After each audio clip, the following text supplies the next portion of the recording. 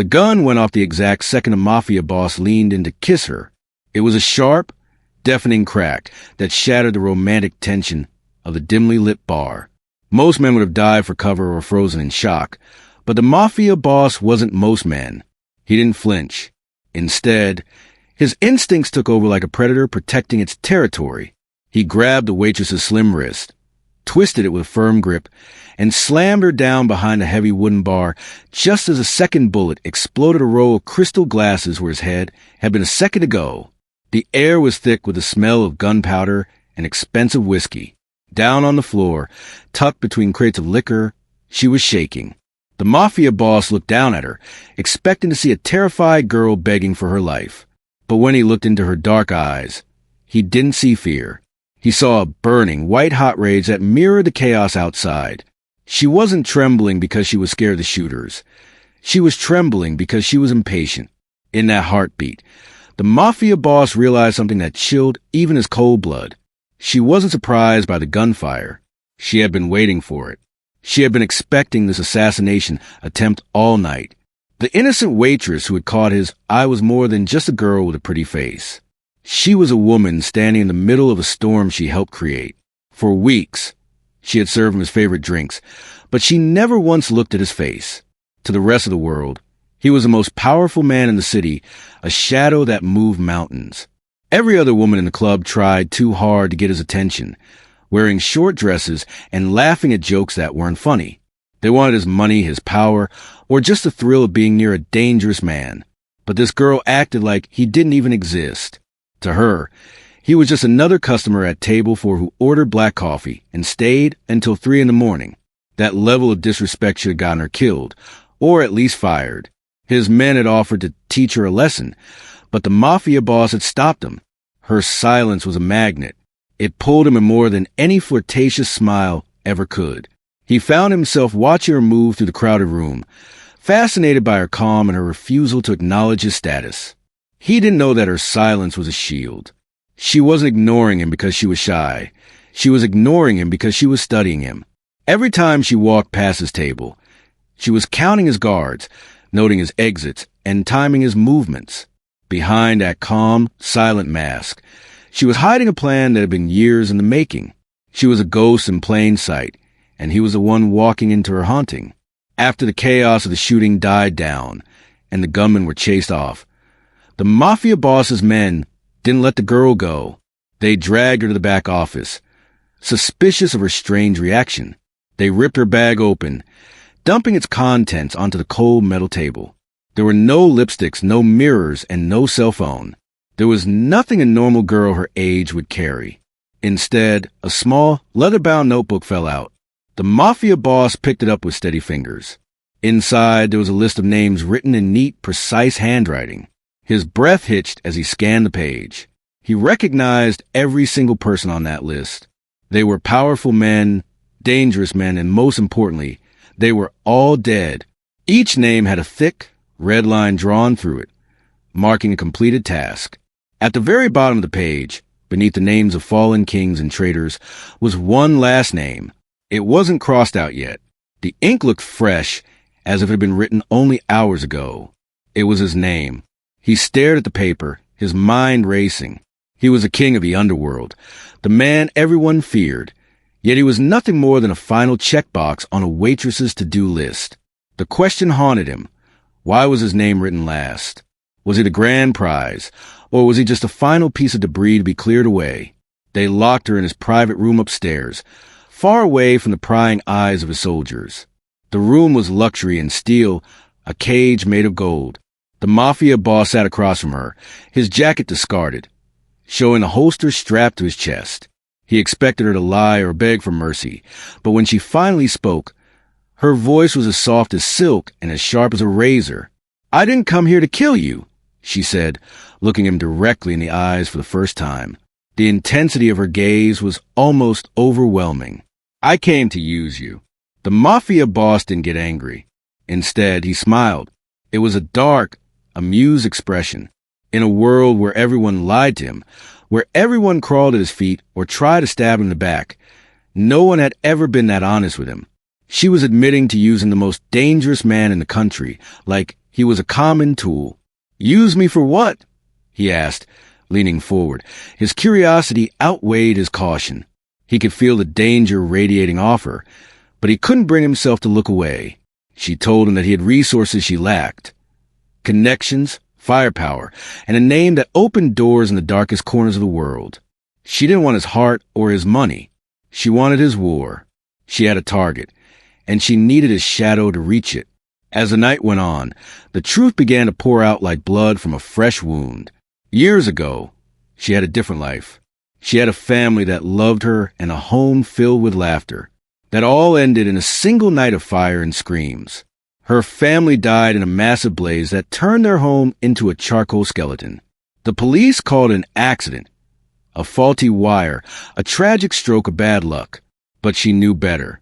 She had seen the black cars parked down the street. She had heard the heavy boots on the porch before the smell of gasoline filled the air. She called it an execution.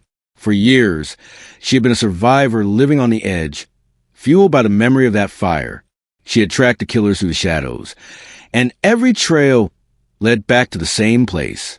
The orders for that fire came from a shadow syndicate, a group of high-level criminals who pulled the strings from behind the scenes. And then, she dropped a bombshell that made the Mafia boss's heart stop. It was a syndicate he used to work for. Back when he was young and hungry for power, he had been a soldier for the very people who destroyed her world. He looked at her and felt a sickening realization. Was he part of her family's destruction? Was his hand on the match that lit her life on fire? The tension in the room was thick enough to choke on. The Mafia boss stood up, intending to pace, but she moved faster. She stepped into his space, her presence commanding and electric. Before he could say a word, she reached up and kissed him. It wasn't a kiss of love or passion. It was cold, calculated, and filled with a strange, desperate energy. She kissed him first to stop his questions. She kissed him to throw him off balance. It was a strategy, a move in a high-stakes game of chess where the board was made of glass. She wanted him to feel her, to trust her, and to believe that she was under his spell. If he felt like he was winning her over, he would let his guard down. And the Mafia boss? He let it happen. He felt her lips against his and knew exactly what she was doing. He was a master of manipulation himself. He could see the gears turning in her head. He knew she was baiting him, drawing him into a trap where her heart was the lure. But even knowing it was a lie, he couldn't pull away. He wanted to see how far she would go. He wanted to see who was really manipulating who in this dance of shadows and lies.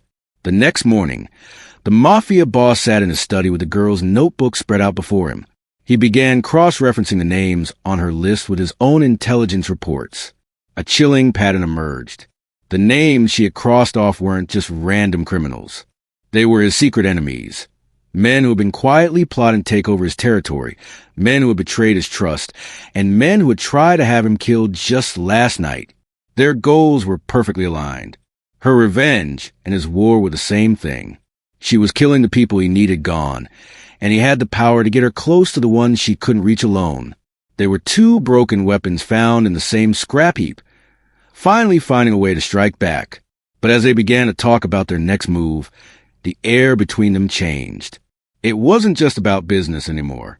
There was a spark of something real, something that shouldn't exist between a hit woman and her target. He looked at her and saw a partner, not just a tool. She looked at him and saw a man, not just a monster. They were heading into a bloodbath together, a storm of bullets and fire. The question remained, would whatever this would survive the violence, or would they burn each other down before the end? The Mafia boss soon realized that his Waitress was far more dangerous than he had imagined. She wasn't just a girl who got lucky with a list of names. He watched her train in his private gym, and her movements were fluid, professional, and deadly. She had military-grade training. In hand-to-hand combat, she could strip a rifle and put it back together in seconds, blindfolded. She spoke 5 languages fluently, moving between them with ease as she helped him decode intercepted messages from the syndicate. She wasn't a victim. She was a predator who had spent years sharpening her claws. He learned that she had already killed one of the men on her list entirely on her own, a high-ranking lieutenant in a rival gang, who had been found dead in a locked room with no signs of struggle. She had been a ghost, a shadow that moved through the world unnoticed because people only saw a girl with a tray of drinks. Her revenge didn't just go deep, it was her entire identity. She had scrubbed away every part of herself that didn't serve her mission. The mafia boss found himself wondering if there was anything left of the girl who lived before the fire, or if she was now nothing but a beautiful, living weapon aimed at the heart of the underworld. One night, after a long day of planning their strike against the syndicate, the mafia boss fell into a deep sleep in his bedroom. The girl was beside him, her breathing steady. But in the middle of the night, she moved. She slipped out of the sheets with the silence of a cat. Her eyes landed on his handgun sitting on the nightstand, its cold steel reflecting the moonlight. She reached for it. Her fingers brushed the grip, but she didn't point at him. She didn't check the magazine to see if it was loaded. She tucked it into the waistband of her pants and headed for the door. She wasn't trying to kill him in his sleep. She was trying to leave. She was trying to disappear back into the night before she got too close to him, before the mission got messy with feelings. The mafia boss woke up just in time. He didn't move, but his voice cut through the dark like a knife. Going somewhere? He sat up, his eyes sharp and alert. He didn't look angry. He looked disappointed. He realized she wasn't running from the danger or the enemies. She was running from him. Or perhaps she was running from what she was becoming, a woman who cared about the man she was supposed to destroy. The next day, his right-hand man pulled him aside. The soldier's face was grim, filled with worry for his leader. "Boss, you're playing a dangerous game," he warned, his voice low. "Women like her don't fall in love. They don't have room for it. They finish missions, and that's all they do. When she's done with the syndicate, she'll come for you. It's on the list." The right-hand man had seen it before. Men falling for the wrong woman and ending up in a ditch. He saw the girl as a ticking time bomb, a distraction that would get them all killed. He begged the mafia boss to get rid of her before it was too late. Love was a weakness in their world, a hole in the armor that an enemy could exploit. The mafia boss looked out the window at the girl practicing in the yard. He didn't see a weakness. He saw a challenge. He turned to his man and gave an answer that sent shivers down the soldier's spine. "Then I'll be the mission she can't complete," he said. He was willing to bet his life and his empire on the idea that he could change her mind. He wanted to know if love would make him weak and vulnerable, or if it would make him the most ruthless version of himself yet. The time for planning was over. Together, the mafia boss and the girl set a trap at an abandoned warehouse by the docks at midnight. They leaked information to the Shadow Syndicate, making it seem like the boss was vulnerable and alone. It worked perfectly. The Syndicate sent a hit squad, thinking they were walking into an easy kill. Instead, they walked into a slaughterhouse. Gunfire erupted from every corner as the boss's men opened fire. Screams echoed to the hollow building, punctuated by the roar of explosions as fuel drums were ignited. The air was thick with smoke and the smell of death. The girl moved like a whirlwind, her movements precise as she crossed names off her mental list one by one. Fire began to consume the warehouse, casting dancing shadows on the walls. Amidst the chaos, they saw him, the leader of the hit squad, a high-ranking official in the syndicate. He was wounded and scrambling for the exit. The girl had him in her sights. She had a clear shot to end the man who had overseen the destruction of her life. But at the last second, she lowered her gun. She let him escape into the night. The mafia boss watched her, confused and frustrated. Why did she let the man go? They pursued the survivor to a secluded mansion on the outskirts of the city. The girl led the way, her face a mask of cold determination. When they finally cornered him in a room filled with old books and expensive art, the truth came out, and it was a truth that broke the mafia boss's heart. The man she had let live wasn't just some random criminal. His name was Kalen Vance, and he had been her father's best friend. He was a man who had saved her from the fire and raised her in the aftermath. He had taught her how to fight and how to kill. But Kalen wasn't her savior. He was the real mastermind. He had ordered the fire to eliminate her father, who was a rival, and then he had molded her into a weapon to use against his own enemies. And the final blow? Kalen Vance had worked for the mafia boss years ago. He had been the boss's mentor, the one who taught him the business. The money used to fund the syndicate and the hit on her family had come from the boss's own early operations. The mafia boss looked at the girl and saw the horror in her eyes. He was indirectly responsible for everything she had suffered. Every tear she shed and every drop of blood she spilled was connected to his own rise to power. The final confrontation took place in the ruins of the mansion. Kaylin Vance lay wounded on the floor, laughing at the irony of it all. The girl stood over him, her hand trembling for the first time since the mafia boss had met her. In one hand, she held the gun that could end the man who had manipulated her entire life. In the other hand, she clutched the ring the mafia boss had given her earlier that night, a promise of a future. She was caught between two worlds. If she killed Kaylin, she would be fulfilling the destiny he had created for her. She would be choosing revenge in the darkness that had consumed her for years. If she lowered the gun and walked away with the mafia boss, she would be choosing love, but she would have to live with the knowledge that her family's killer was still breathing, and that her lover was part of the system that killed them. Revenge or love. She could only choose one path. The air was silent. The only sound the crackling of the nearby fire and the heavy breathing of the three people in the room. The mafia boss stood back, letting her decide. He knew he couldn't force her. He waited for the choice that would define the rest of their lives. Which one would she sacrifice? Her past or her future? A single gunshot echoed across the docks, a sharp, final sound that seemed to linger in the cold night air. It was a sound that signaled the end of an era and the beginning of something new. In the distance, seagulls scattered, their cries adding to the eerie silence that followed. Inside the mansion, the smoke was so thick it was hard to see who was standing and who had fallen. Someone fell to the ground with a heavy thud. Blood began to spread across the polished marble floor, a dark, growing stain that looked like an ink blot of fate. The mafia boss's men rushed in, their guns drawn, but they stopped at the doorway, frozen by the sight before them. The tension was unbearable as the smoke began to clear, slowly revealing the players in this deadly game. We don't see who pulled the trigger in that final moment. We don't see if the bullet found its mark in Kaylin's heart or if it was directed elsewhere. All we know is that the world changed in that heartbeat. One person died, and another was transformed forever. The question hung in the air. Who had died on that floor, and who had finally become the monster they were always meant to be?